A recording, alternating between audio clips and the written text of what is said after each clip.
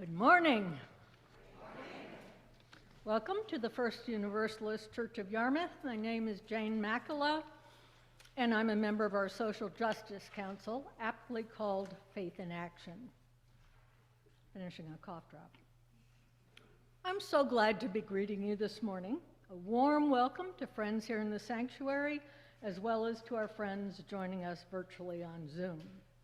At First Universalist, our mission is to explore our faith, embrace this community, and engage the world as spiritual seekers. May we take these words to heart. If this is your first time with our congregation, welcome. We invite you to fill out a connection card. You can find them in front of you in the pew, so we can connect you with events and programs that may interest you. You can drop this in the offering plate when it's passed later in our service. For those joining us with young children and toddlers, nursery care is available during our service. Our nursery is located right out this side door and down the hallway on the left. Following our time for wonder in the service, our children are invited to join Gwen and Mac downstairs for Children's Chapel.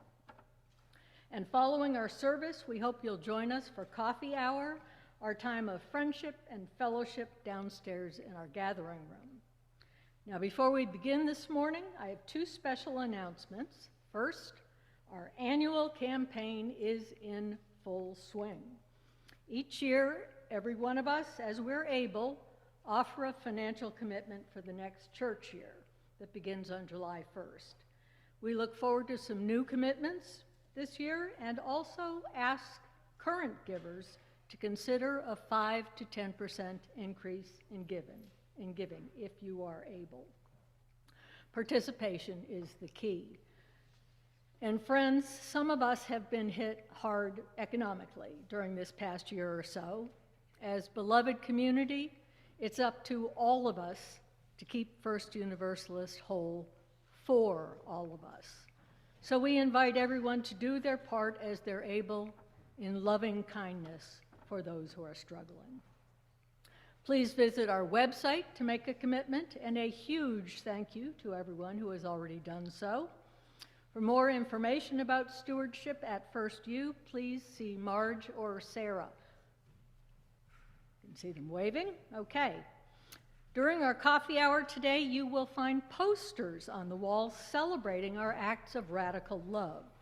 If you completed any of these acts in the past weeks, we invite you to put heart stickers on these posters. Let's show and share our love. The actions for the week ahead, our last week of this active month of radical love, are in your Sunday morning news. And next week, we're going to have a special activity-oriented service in which we'll celebrate the conclusion of these loving weeks by participating in various radical and loving actions together. Thank you all for showing up for love this winter. And now I invite you to take a deep breath as we settle into this time together. Our music director, Sam Chandler, will lead us into worship.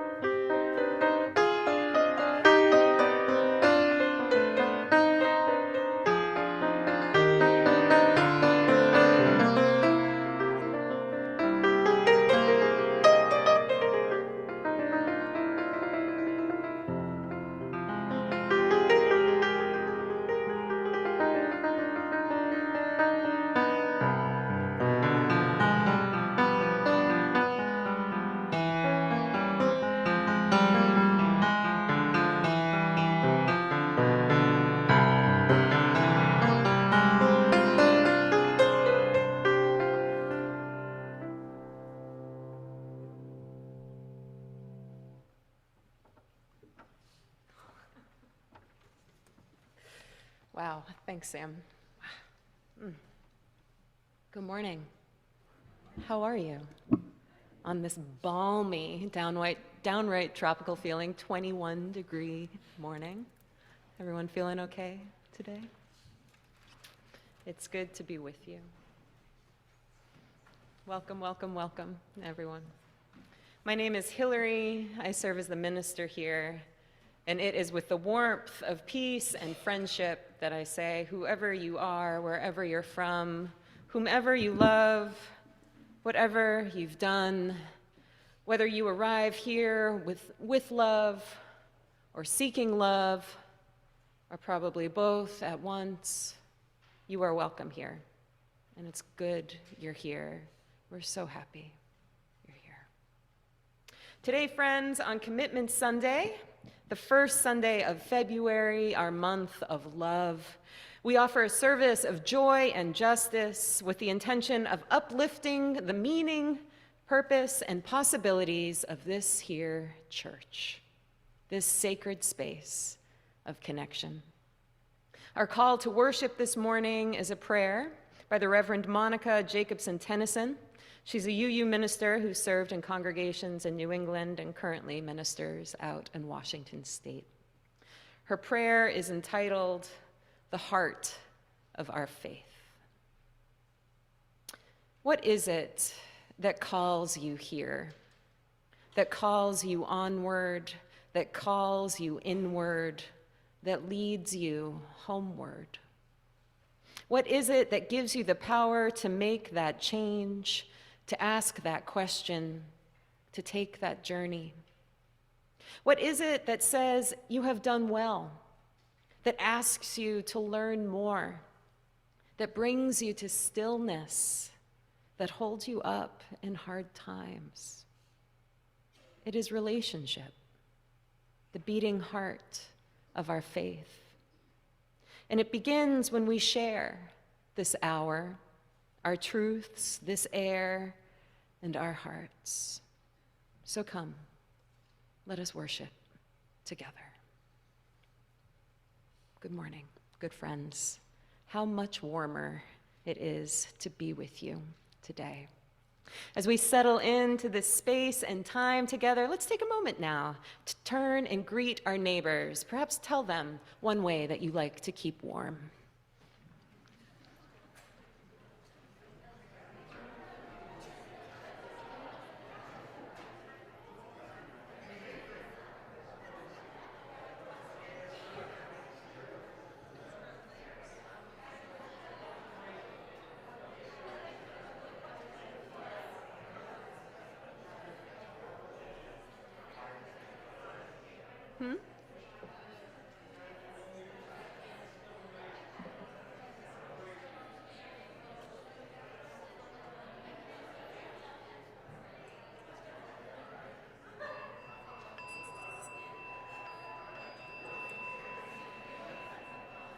All right. Won't you rise in body and spirit with me now, my friends, and join us in singing our opening hymn in our teal hymnal, number 1010, "We Give Thanks."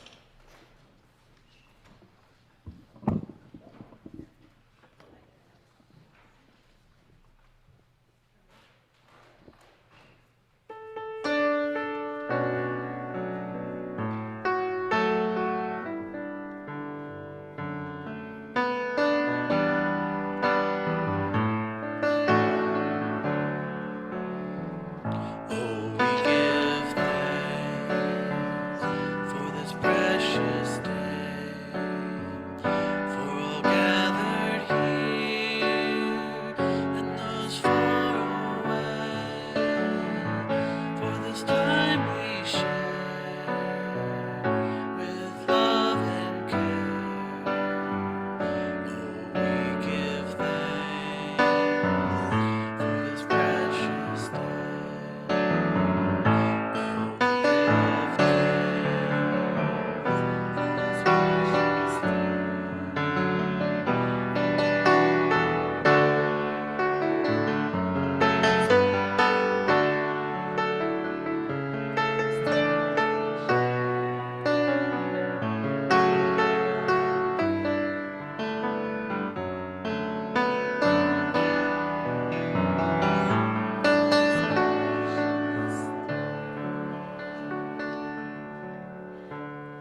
Will you remain standing with me, my friends, and join me in saying our unison affirmation? The words are written in your order of worship. We are united in seeking to increase love with justice and to constitute a free church open to all people. Mindful of our past and drawing upon modern knowledge, we respond to the spiritual needs of persons and are devoted to the common good in community, nation, and world. We cherish the integrity of each individual and search for truth with reason as our guide. We respect differences of opinion and strive to be a democratic community. We are concerned with this world and open to the future. Thanks. You may be seated. Gwen and Mac, would you like to light our chalice this morning?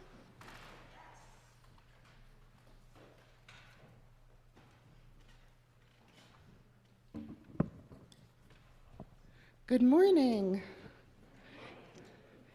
Any kiddos want to come help me? Aubrey? Anyone else want to come up and help light our chalice?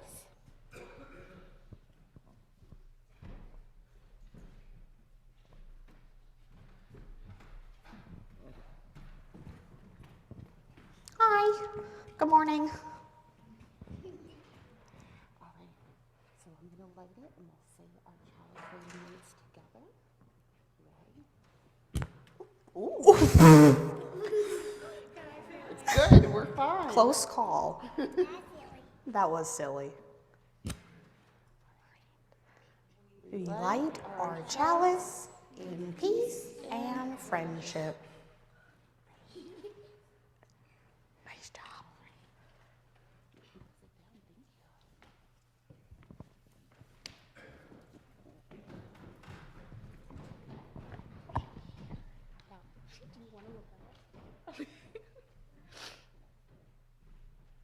Good morning, everyone. And Good morning. Good morning. hey, let me just get this on before my apologies. Hey, DB. Yeah. Hey, DB. It's not on. Now? Yeah, there we go. It's been a really long time since we've seen you at church. What have you been up to recently? I haven't been coming because I've been fostering kittens and staying home with them to snuggle and feed them. They're so sweet and tiny, but they really help me practice being present in the moment as I nurture them. But boy, it's a lot of work. Snuggling is a lot of work? Oh, the snuggling isn't work at all. I love those kittens and I love to snuggle them. So if the snuggling isn't work, what is? The feeding is. Newborn kittens, the ones who need to be bottle fed, need a bottle every 2 hours at first. And then, when they're 2 weeks old, and still they need a bottle every 3 to 4 hours. I didn't get much sleep for a while. Oh, so no wonder you keep yawning. You must be so tired. Well, I'm catching up on sleep now. The kittens just got old enough for adoption. Adoption? You just lost a lot of sleep to feed them. And you love to snuggle them. And you said that you loved them and that they helped you be in the present moment. You said that you love those kittens so much and you take care of them and you feed them and lose sleep and miss church. Why would you give them away? Because love is so many different things, like helping and snuggling and nourishing and sacrificing. But love can also include letting things go when it's time for them to go. And when you let things go, sometimes that creates new opportunities, new kittens to come into your life. Wow, DB, sometimes you are very wise. Usually I'm very wise. Well, speaking of wise words, let's say our children's blessing. I'll do it with one hand.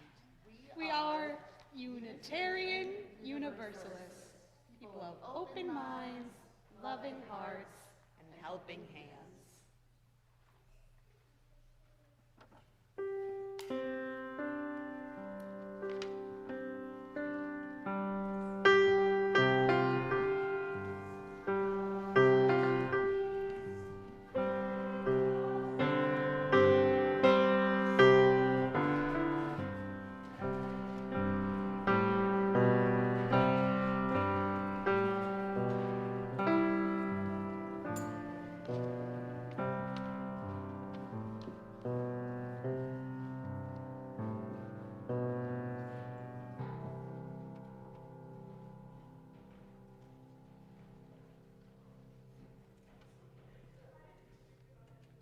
Coffee is my path to justice, flowing into the center of me for love. Coffee? Many of you know I'm a coffee snob, and that's true, but it's with a purpose. My daily coffee ritual is a radical act of love. Having purchased over 20 tons of coffee in my life, not just any kind of coffee, but fairly traded organic coffee, and have sold it to mostly white New Englanders. Coffee is the second largest commodity in the world, second only to oil. Did you know that? Every fairly traded organic bean I consume or have sold helps mostly struggling people of color have a better life and a healthier life. But wait, there's more. My coffee adventures have led me to developing a growing understanding of many other cultures other than my own. It's helped me to connect with asylum seekers and sharing my passion for justice by being a member of our Faith in Action Council within our First U community.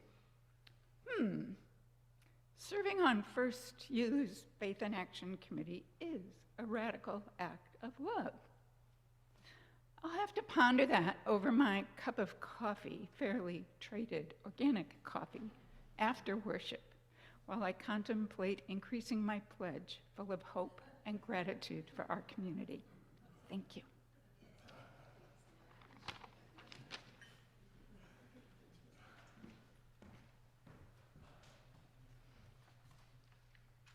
I will confirm that Marge has excellent taste in coffee. So if you too are a coffee snob, talk to this woman. She can help you out.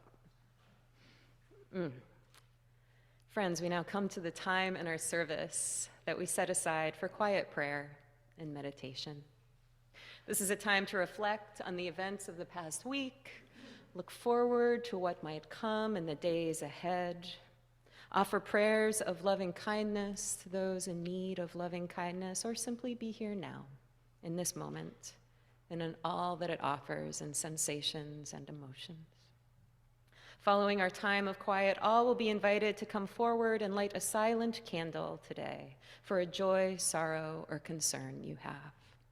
First, though, won't you join me in taking a deep, refreshing breath in, a calming breath out, and relax into this sacred time of stillness.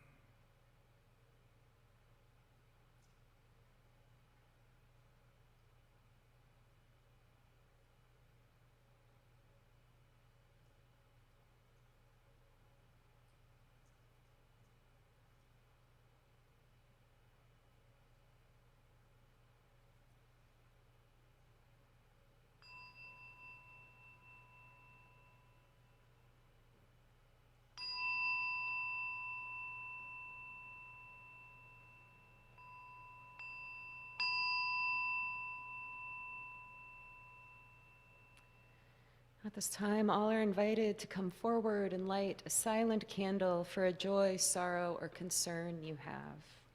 Though we'll not be sharing our feelings out loud this morning, please know that our gathered community and I hold your joys and sorrows with you today and always.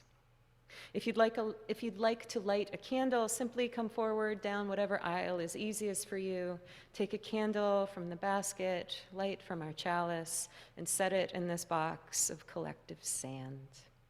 Friends on Zoom, if you would like to have a candle lit for you in the sanctuary this morning, just say so in our chat, and we will light one for you. Does anyone wish to light a candle this morning?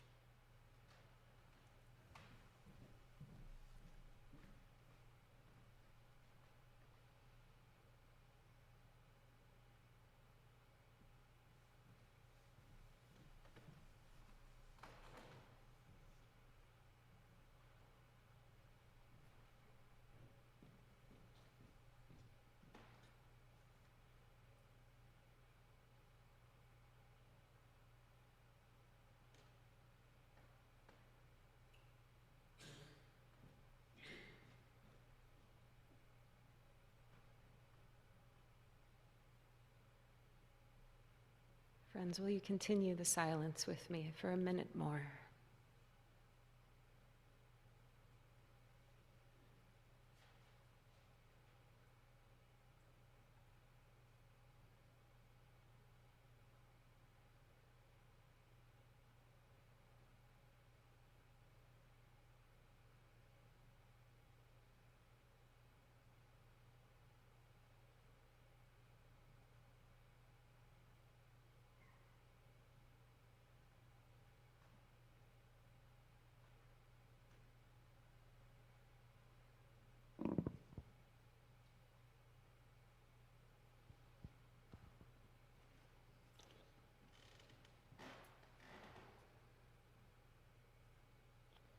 And I close this time by lighting 3 additional candles. The first, for each one of these lights, may they grow ever brighter in our love and care.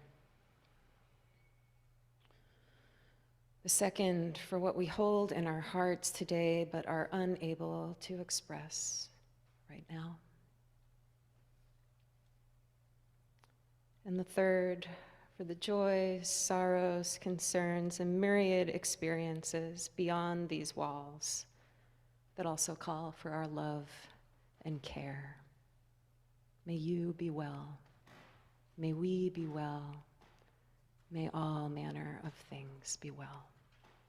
Amen.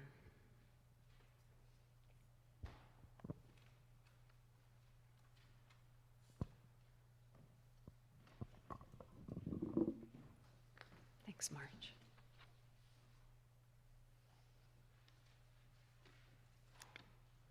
I'm often asked, what is our offering?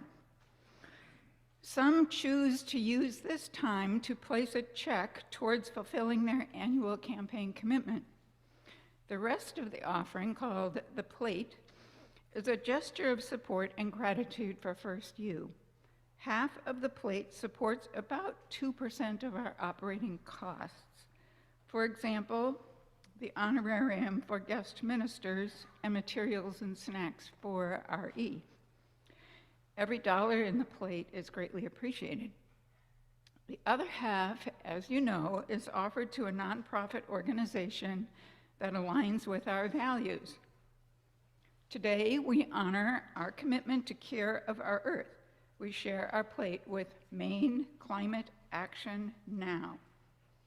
Drawing together climate action and youth organizations and affected communities from across Maine, MCAN offers education and action opportunities seeking to amplify the voices of youth and others historically excluded from the climate conversation. Holding social, racial, and economic justice as critical to the transition to zero carbon emissions, MCAN demands the equitable implementation of clean, renewable energy, ecological land use practices, and bold community-led action for a more resilient Maine. Please give generously to support the work of this important collaboration. For those in the sanctuary this morning, we will be passing the plate. For those gathered with us online, you are invited to make your offering using the Donate button in the order of worship, or you may drop a check in the mail. And now Sam will offer his gift of music as the morning offering is gratefully received. Thank you.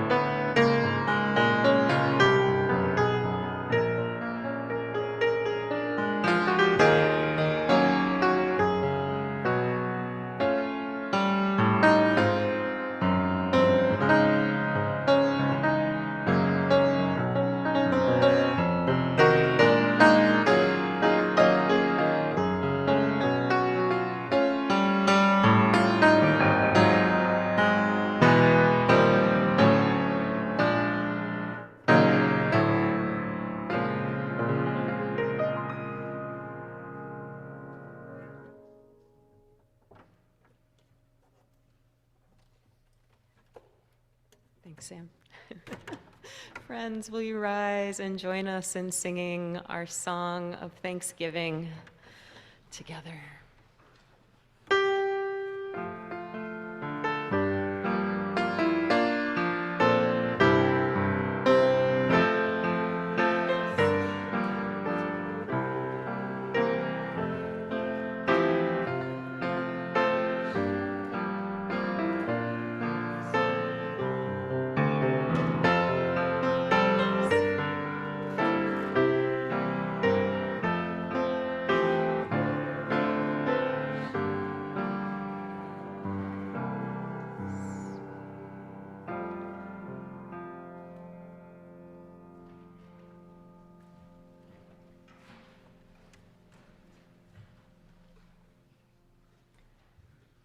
Standing here in church a few weeks ago, reciting the affirmation, the first line suddenly hit me like a ton of bricks: to increase love with justice. I realized I'd been saying those words all this time like they were a fast food order. Do you want justice with that love, or will you be having just the love? But of course, it means that creating a more just society is the way, at least one of them, that we increase love in the world. I've had the privilege to see this happening through my own asylum work. I retired about 20 years ago from the world of big dollar corporate law, in which I generated mighty little love, and I now do exclusively pro bono legal work, mostly for immigrant asylum seekers. There may never have been a group of people so clearly in need of and so blocked from accessing justice as those who come here to this country seeking protection from trauma and life-threatening persecution, only to find a broken immigration system that is impenetrable without a lawyer and agonizingly slow-moving, even for someone with a lawyer. Not to mention a society where they are viewed, even among some here in Maine, as illegal aliens here to suck up our resources. Some of you might have read the letter to the editor in this morning's paper expressing just that sentiment. But I want to talk about love increasing through the efforts of folks stepping up to help these new Mainers in some way, whether it's providing rides to doctor's appointments, tutoring in English, staffing nonprofits, or helping them through the legal labyrinth. The difference it makes to the vulnerable and marginalized to know they have a champion to help them access what they need is a powerful lesson in love. I have felt it personally with clients such as the Somali man who still calls me mom 10 years after winning his asylum case, or the young woman whose entire family was murdered in her home country, who said as I took her home from one of our early work sessions, "I feel like I have a family again for the first time." It's not the magic of a law license, it's the magic of caring for people who need a hand to access the laws, the systems, the benefits that we all have available to us and generally take for granted. It sounds like fairness, but it can feel like love. So yes, make mine a double order of work for justice because God knows the world can use the love.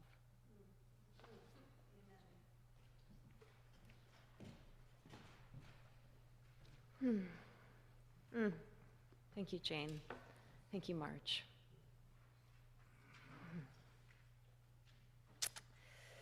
Enough said, but I will give a sermon anyway. But enough said, enough said. Our reading this morning is an excerpt from this book that I really enjoyed reading called Lost and Found by Catherine Schulz, Pulitzer Award-winning writer. And the book is broken up into 3 parts. Lost, in which Schulz writes about death and grief. Found, about discovery and love.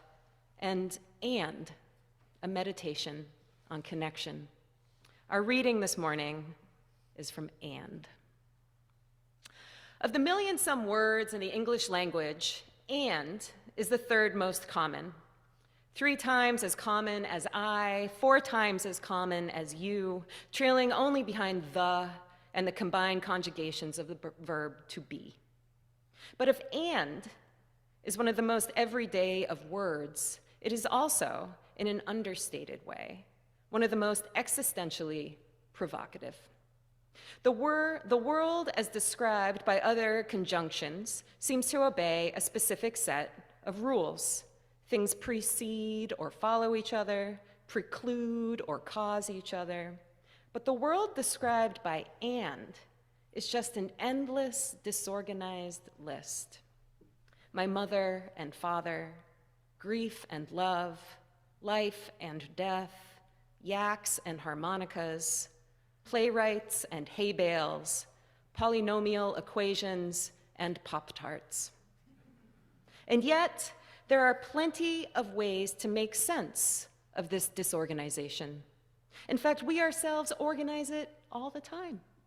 We wrest order from confusion, transforming life's boundless list into something more like a story with structure and meaning. It is impossible to overstate how emotionally, ethically, and intellectually impaired we would be if we could not perceive connections among seemingly dissimilar things. For the more closely we believe ourselves to be connected to other people and other things, the more likely we are to hold ourselves, at least partly, responsible for their well-being. As our current turbulent era has made exceptionally clear, the actions we take and do not take affect strangers, those who live far away from us, and sometimes those who are not yet living at all. Yes, these are solemn reasons to nurture our sense of connection. And yet, the more densely we are tied to others, the happier we are, and the more fulfilling we typically find our lives to be.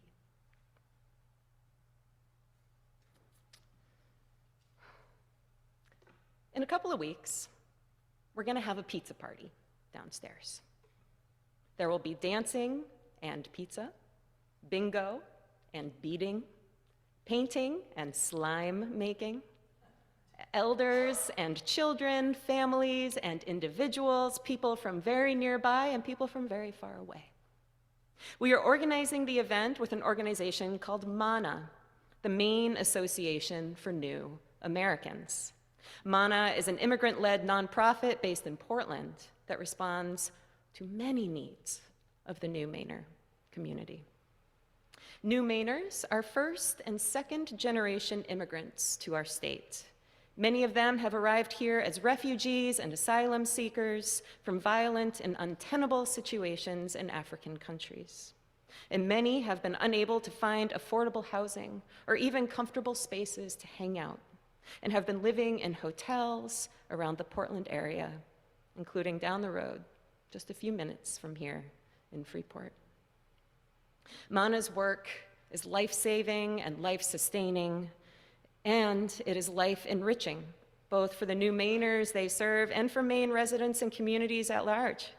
Just listen to MANA's description of their work. We design and deliver projects that are truly responsive to community needs in collaboration with local community-based organizations, municipalities, and other partner organizations. We also draw in individual professionals and experts who are New Mainers, people from away, Old Mainers, temporary residents, and everyone in between. This is all hands on deck, all are welcome here kind of work. That description includes everybody. How beautiful to be guided by such an abundantly connective goal. Clearly, MANA understands that the more closely we believe ourselves to be connected to other people, the more likely we are to hold ourselves responsible for their well-being. A few days ago, I met with a MANA staff member, Moon, who's helping organize the upcoming pizza party here. She wanted to check out our church spaces and get a better idea of what's possible during the gathering.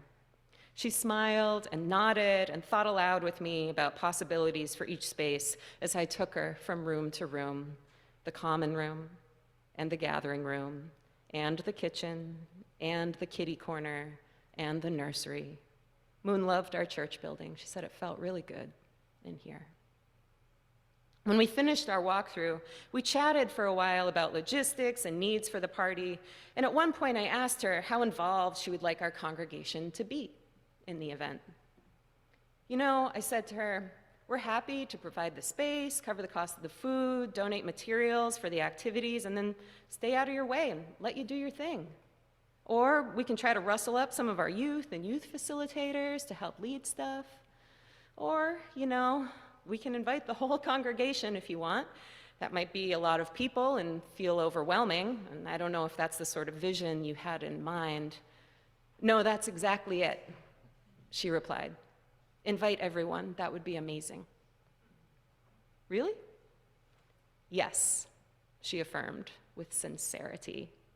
You see, can I tell you something? When we go to the grocery store with our immigrant families and people living in hotels, we tend to go in groups, right? Because of our transportation needs. And the same thing always happens when we're there. We can hear the people shopping, people at checkouts groan and say, ugh, they're here again. And yes, it takes us all longer to check out, and yes, we're a large group coming into the store, but hearing these responses, experiencing this body language from the members of the community these folks are now living in, she shook her head. There's no connection happening. No relationships are being built. So this event here at your church, inviting the congregation, having people of all ages there, mothers to talk to mothers, elders with elders, children playing together, we would love that. Just a normal time of being a part of a community, a time to build relationship.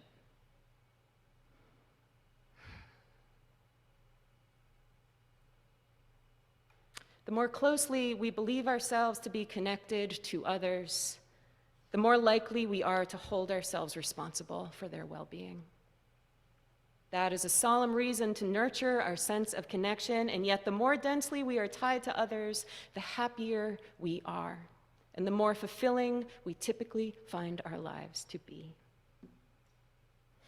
And let's remember that goes both ways. Moon's invitation to our entire congregation hit me hard, in a good way, the way that you feel when you've been called to do something purposeful, something good, something definite and clear. And how absolutely fabulous that her invitation entailed going to a pizza party and hanging out, having fun, making friends. It was serendipitous to have this conversation with Moon this week. In the days leading up to this, our commitment service. In the midst of our annual campaign, a time of reflecting on why we matter, why you matter, what all this is worth, and what is possible because this exists. Because to me, this invitation to come and have a good time, build relationships with our neighbors at this pizza party is the essence of why we, why you, why all this matters, and what's possible because of it. It is said that religious communities provide people with 4 things: ritual, meaning, purpose, and a sense of community. Each of these elements, I believe, is rooted in connection. Ritual connects us to the sacred, something beyond ourselves. Meaning is made when we connect our experiences with philosophies and stories and shared moments with others. We find purpose when our morals and beliefs are connected to our actions. And a sense of community, that only happens in connection. And Manna's invitation to this pizza party meets all of these elements for everybody involved. Sharing a meal, ritual. Experiencing joy, sharing stories, learning new things, meaning, welcoming, supporting, creating with each other, purpose, building relationships, having fun, playing around, community. And of course, it's all connection, right? It is relationship, the beating heart of our faith. Folks, in a congregation, this congregation is a place of relationship, of connection. It is a place of and, but not and in a sense of a disorganized list, though sure, we do have disorganized moments, some of us more than others. Rather, and as a connecting factor, and as a responsibility for our hearts and minds and bodies to make connections between different things, same things, opposite things, everything.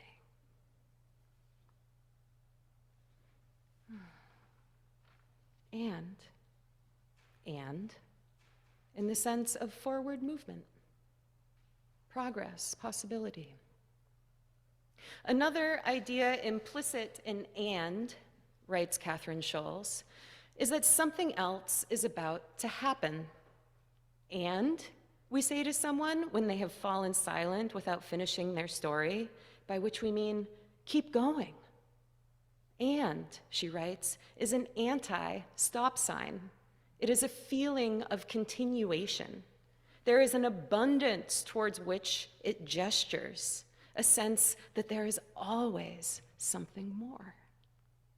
Moon and I talked about the many ways First You and Manna could continue working together beyond this party in a couple weeks.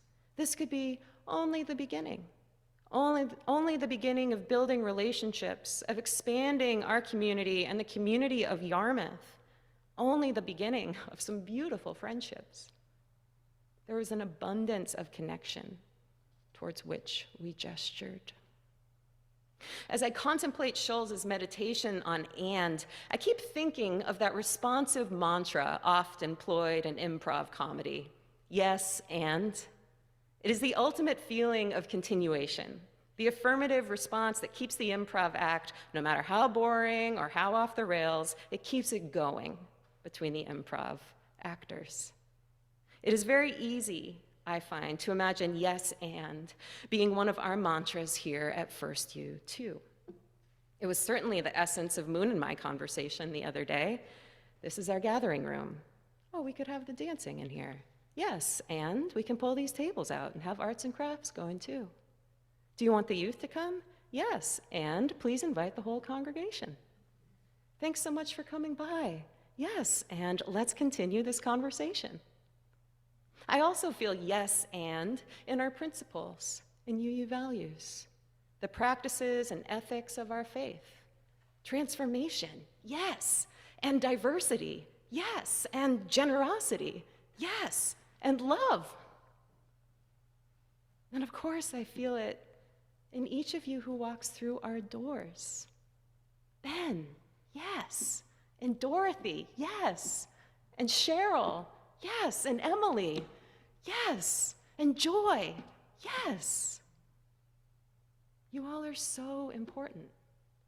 This is so important. And this is because you are. It's about all of us and our connections to one another and the connections we seek and nurture and continue beyond these walls.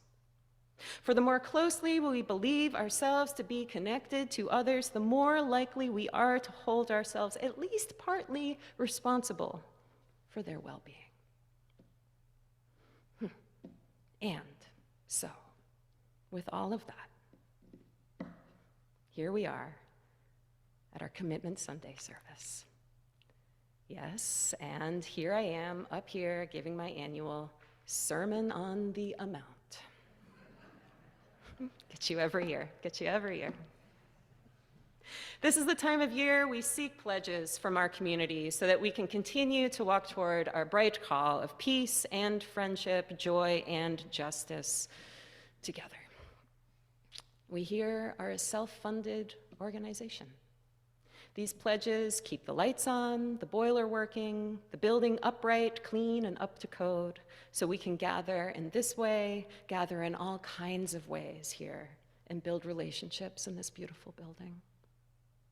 These pledges fund our council and committee plans and needs that keep our community fun, interesting, enlightening, funds that enable us to put our faith to just and good action. And pledges pay my salary and benefits, and the fair wages of all our staff, Sam, Gwen, and Mac, Andrea, so that we can afford the cost of living, be well, and bring our full selves to our ministry here. As I do each year, I made a commitment to the annual campaign this year and pledged $2,850, which meets the median fair share percentage of my income. Alas, this is not the upper echelon of a pledge amount, but it is certainly a stretch of my generosity muscle that feels real, and it feels really good. I pledge, my friends, not only because I want to keep the lights on and for us to have the funds we need to keep doing what we do, I pledge because I would never ask you to do something I wouldn't do myself. And of course, I pledge because I want us to thrive. In these times, communities of peace and friendship, joy and justice like ours must thrive. We got stuff to do together. We got stuff to do together. Big stuff, good stuff, real stuff. Here and beyond, continuously, ongoing. And my friends, if you can't pledge, that is okay. I get it. Your presence and participation in our spiritual life is invaluable. To me, that's more important than anything. But if you are able to pledge, join me, will you, in making a financial commitment to our church this winter. It means more than we can know, because this is a place of and. And as we keep on moving forward, we never know when we will be called to welcome, yes, and celebrate, yes, and enact, yes, and accept, yes, and support, yes, and cook something up, yes, and make slime, yes, and build connections with love at our center. So yes, and amen, and let it be so. Yes, and.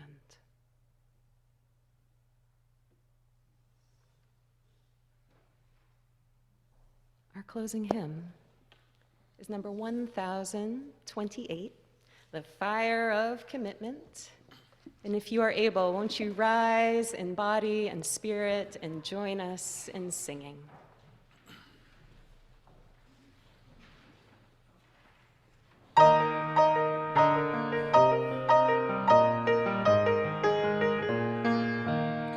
From the light of days remembered burns a beacon bright and clear, guiding hands and hearts and spirits into faith set free from fear. When the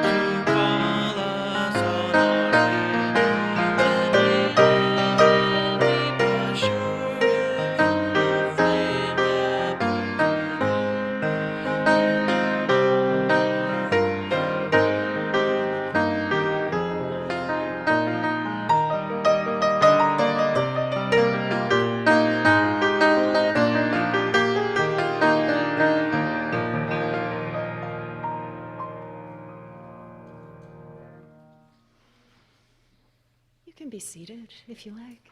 Thank you all so much for joining us this morning. It was so good to share this morning with you. I do really feel much warmer now, so thank you. Following our service, all are invited to coffee hour downstairs. I will also be leading a children's tea and cookies with the minister in the common room. So if you're here with your kiddos, send them on down and I'll give them some sugar to eat before we send them home with you. Please remain seated for our postlude, but before we hear Sam play some beautiful music again, won't you join me in a time of prayer? May all beings be free of suffering and the causes of suffering. May all beings experience profound joy and the causes of profound joy. And may all beings be free to feel a part of things, free to build connections, and free to give and receive love every day. Friends, will you join me in the words of our unison benediction, writ in your order of service? For those who come here seeking God, may God go with you. For those who come embracing life, may life return your affection. For those who come to seek a path, may a way be found in the courage to take it step by step. Amen. Go in peace, my friends.